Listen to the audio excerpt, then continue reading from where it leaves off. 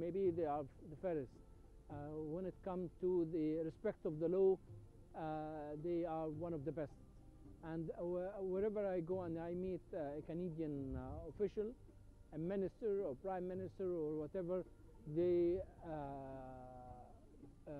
tell me that we love the Egyptian Canadians, we respect them, they are very active, and they helped us, I mean, to build Canada.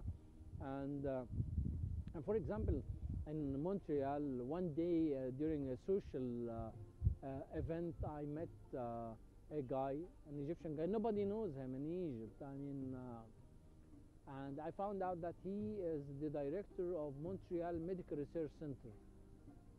I mean, with a budget of $50 million, they do research and they produce patents, and they sell the patents to the biggest pharmaceutical companies worldwide.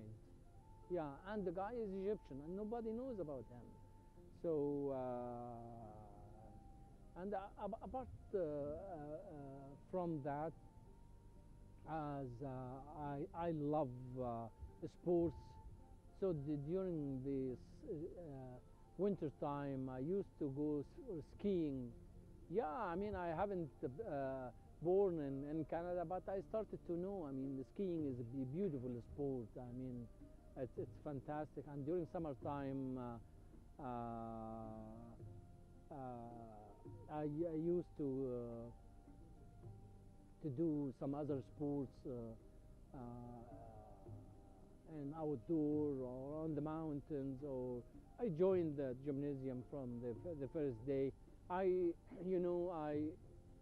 interacted with Egyptian, Lebanese, Syrian, Moroccan, Tunisian communities over there, as well the English and the French community. I have never felt that I'm a stranger in Canada.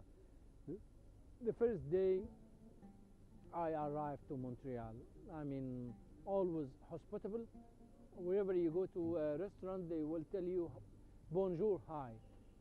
If you say bonjour, they will start talking with you in French. If you say hi, they will start speaking with you in American English American accent, and they welcome you. And the food over there is delicious. Hygiene standards is amazing. So I started writing about across Atlantic relationships, I mean, between United States, Canada, and the European Union, and their implications with the Middle East. I met many officials. I mean, I had a good time during my staying in Canada.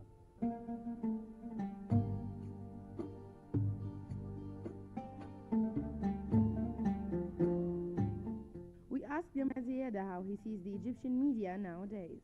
It's a big chaos, what we see in the media industry in Egypt right now, because there is no regulatory body, I mean, for the media in Egypt. When you talk about journalism, I mean the print, we have the press syndicate, and the press syndicate is responsible for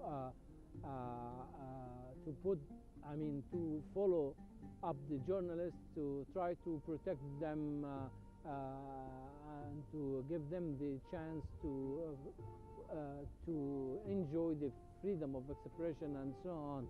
But when it comes to the TV, radio and TV channels, it's a big chaos, because let me tell you about the political money which arrived Egypt before the 25th January 25th revolution, before and after. I mean, hundreds of millions of US dollars now invested in the media industry, and everybody is trying to put his agenda on the Egyptians. I mean, whether they are the Americans, whether they are the Russians, whether they are the Gulf, whether they are the businessmen of Mubarak, the men of the NDP, National Democratic Party, they dissolved NDP, and the others, because everybody knows that the media is extremely important. I mean, if you own the media, you will influence the people and you will lead the public opinion. And I mean, at the same time, we suffer the lack of a regulatory body. I mean, when it comes to the state-owned television, needs a lot of organization because we have many qualified people working for the state-owned television, but overloaded by staff. I mean, you cannot imagine that 43,000 employees working for the state-owned television. This is unbelievable. I mean, for a successful channel, I mean, they need just a studio and a team of qualified people working for the channel, but not like we have seen. Over and we see many violations of ethics of journalism is happening every day on talk shows. Nobody tried to organize the religious TV channels because they are promoting hatred speech in the society, which is extremely dangerous. Egypt in a transition period, and that's why having a regulatory body for radio and television and even for journalism is extremely needed because if we don't organize the media, we have to see lots of messes of chaos in Egypt. I mean, during the time of the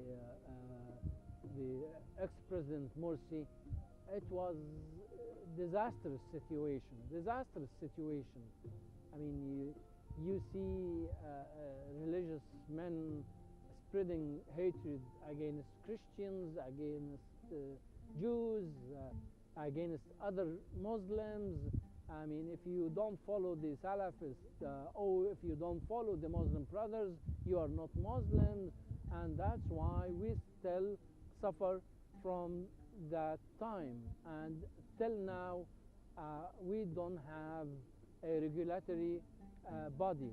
A regulatory body is extremely important. We need a regulatory body like the one in UK, like the one in Canada, and just to see and watch and to see the ethics are in order or not.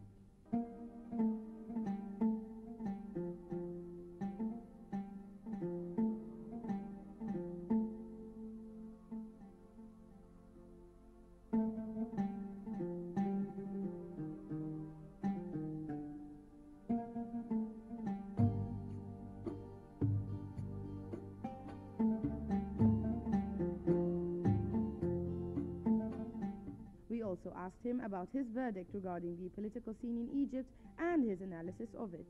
Egypt is in a transition period right now, and it depends on how we move toward democracy. And to move toward democracy will take some time. I mean, it's not easy, and it seems that we as Egyptians have to pay the price for the democracy. We have to sacrifice for it. I mean, as you have seen on the 30th June 2013, millions of people expressed their opinions, and they took down the street. They protested against Morsi, and they protested against Muslim brother.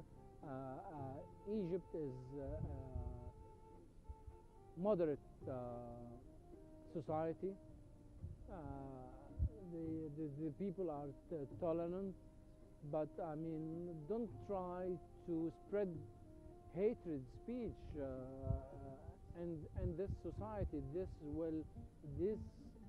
I mean, will cause lots of trouble for Egypt. I do believe that the politicians from different political trends, the NGOs, the civil society, and the media men, and everyone has to exert a big effort to help Egypt to move toward democracy, to have a stable democracy, and it will not happen within months or within 1 year.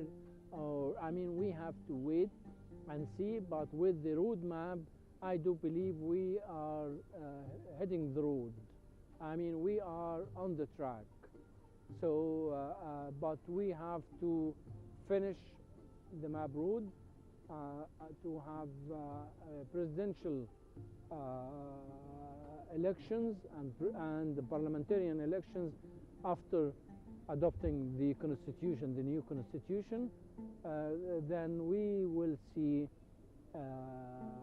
Egypt stable and playing its role in the region, influencing the Arab world, influencing the Islamic world, and working for peace as it happened before with Israel, and cooperating with the regional and international powers to have a peaceful world.